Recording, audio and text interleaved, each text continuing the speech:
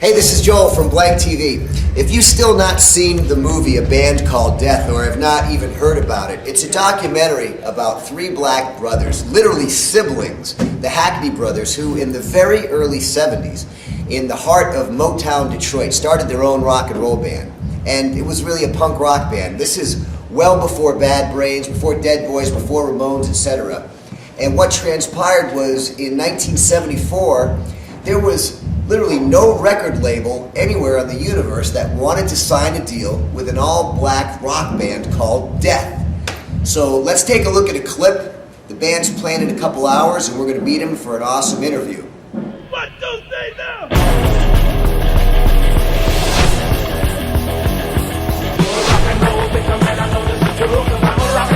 Nobody was making music like that in '73. Three black brothers from Detroit, Michigan. What were they called? They were called Death. That's a good name. Have you lost your mind? Told us you guys might have a record deal if you change the name. Absolutely not.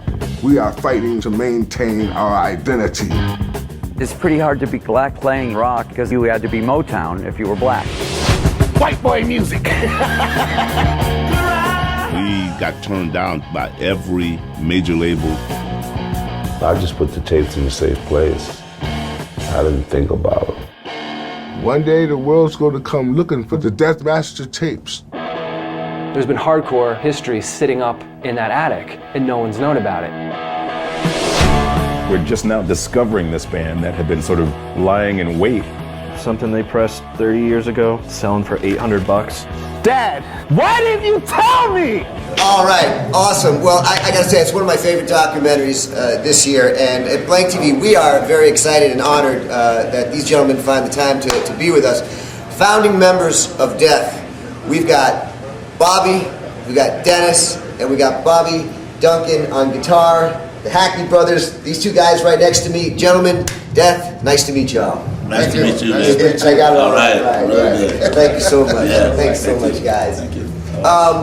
You know, for the people who still have not seen the movie, you know, I know you've got the question a lot, but you know, one of the questions is the name Death, the name of the band being called Death. Now, your brother, that was his idea to call it that, and you guys were rejected by just about every single label when you were offered a deal.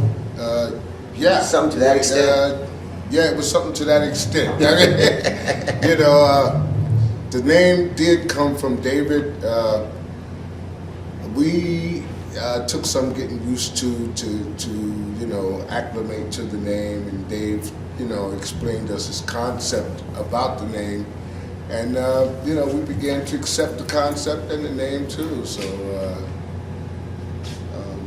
that's kind of the way it went. And once we did get our masters semi-finished, and Don Davis, who was head of Groovesville Productions at the time, he started marketing us around.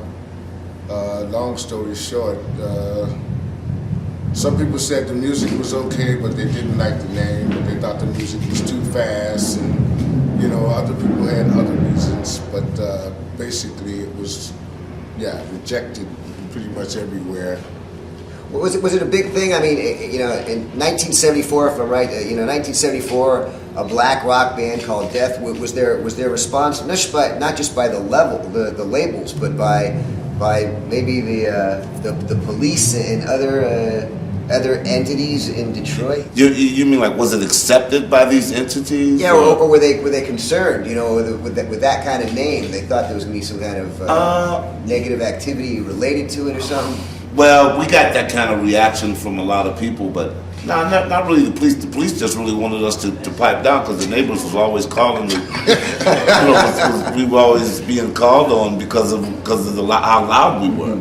So they didn't really care what our name was. But you know, it's funny. I mean, it was only within a lot of the industry and trying to shop it around, and of course we got the rejection, you know, from a lot of our family members and a lot of our friends, you know, who didn't understand the concept of the name Death, you know, and I mean, it was, you know, just odd enough that we three were playing rock and roll, in the middle of the 70s, you know, in the heart of the black community on the east side of Detroit. Well, one of you went to see The Who. Was that kind of a pivotal influence on you? And one of you saw Alice Cooper. Was that some kind of the breeding grounds for saying, let's just play rock and roll and not Motown?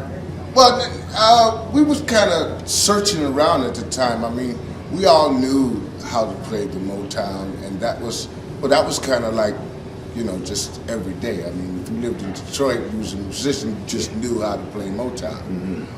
But, I mean, we were kind of searching for a different identity, and we didn't know where we were at the time. So at the time, we was calling ourselves Rock Fire Funk Express. Yes, I heard the first name. And while we was in the middle of that name, we was kind of searching around, because you had, you had the Funkadelic. They had the market covered on funk. Mm-hmm. So I mean, you couldn't get past that. They were the kings, and of course you had Motown. They were doing their thing, but you had Detroit Rock City.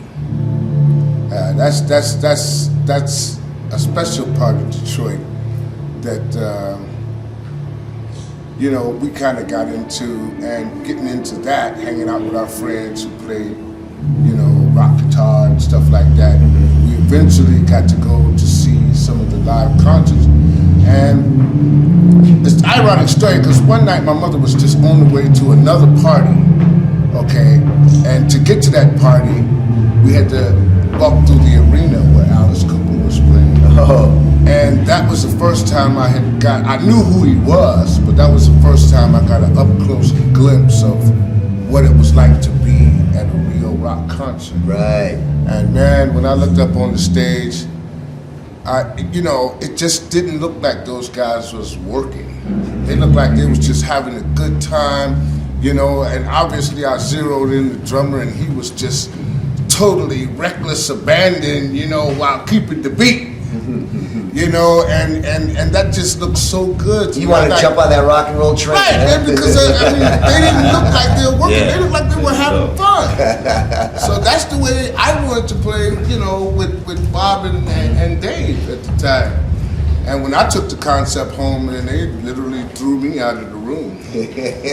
Not going to happen. But then the flip side of that is when, about 3 months later, The Who came to town on the Quadrophenia tour. Mm-hmm.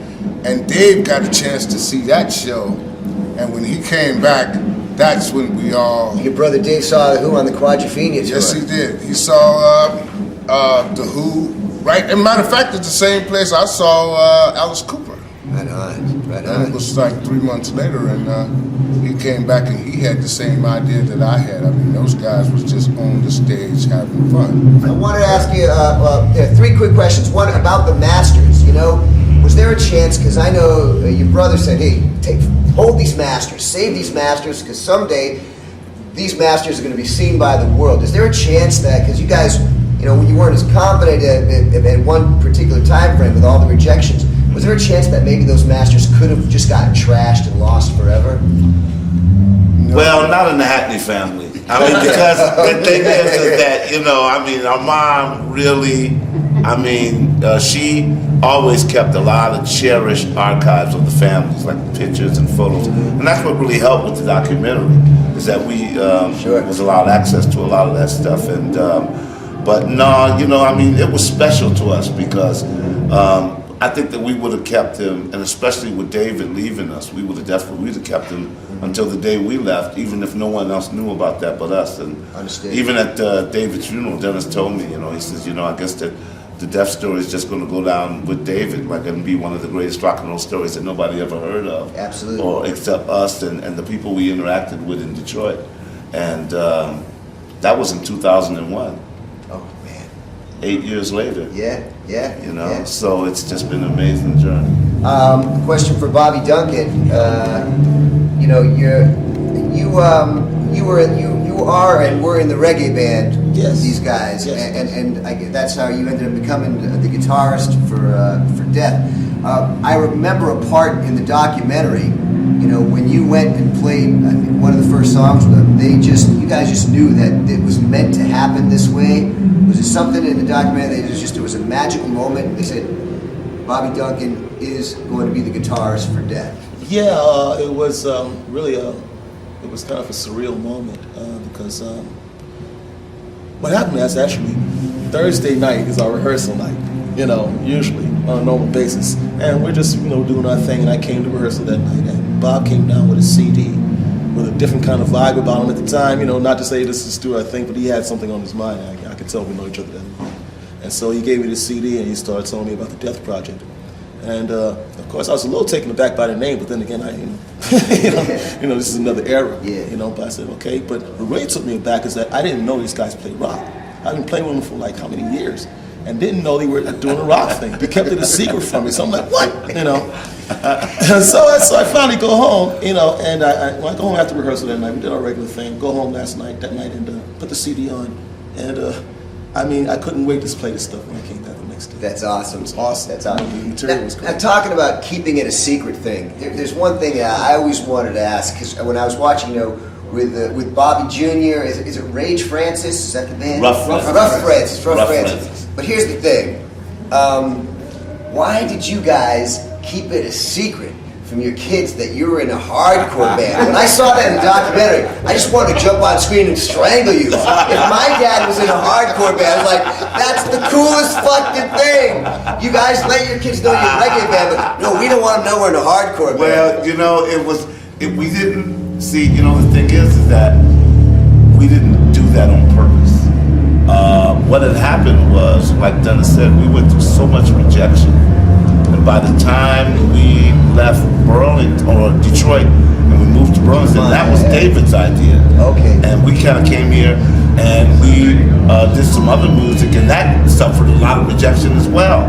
So, you know, with David going back to Detroit and us going into reggae music, and that was right around the time that our kids were being born. So we became this popular reggae band, and they grew up in bliss thinking that their, you know, uncles were like these great reggae stars. And we were throughout New England, so, you know, they only saw that side of us, so it never really dawned on me to go back into that time that was very painful for us. And it wasn't like I said that I was trying to keep it from them, but at the time, in the 80s, I had gravitated to CD Walkmans and, you know, disc players like everybody else. So those tapes were up in the attic. I didn't have access to a reel-to-reel tape recorder, you know. And it wasn't like I was going to sit around on any Sunday and say, okay, kids, let's go and listen to some Death. I mean, so I mean, you know, that's the way it was. Hi, I'm Bobby Hackney. Hi, I'm Dannis Hackney. Hi, I'm Bobby Duncan. And we're the band Death, and you're watching BlankTV, dangerous music for dangerous people. Hey, Death has a new LP coming out in 2014, and we just released a single, a little sample from that album. The song is called Relief, and on the other side is a song from the Death archive called Story of the World, written by myself and David Hackney. So we hope you enjoy it, and we hope that you tune in and keep on listening. What do you say now?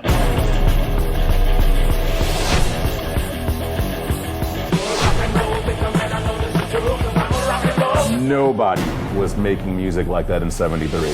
Three black brothers from Detroit, Michigan. What were they called? They were called Death. That's a good name. Have you lost your mind? Told us you guys might have a record deal if you change the name. Absolutely not.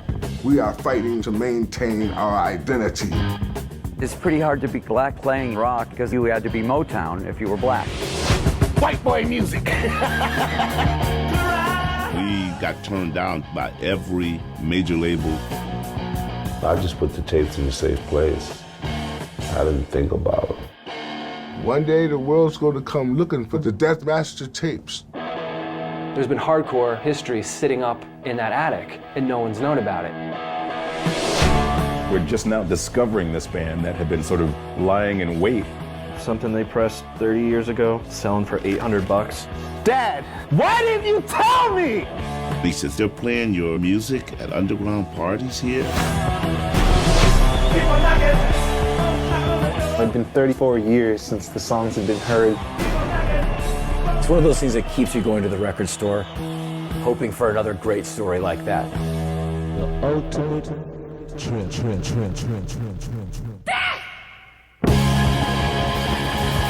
I don't know of a story like that. I don't know of one.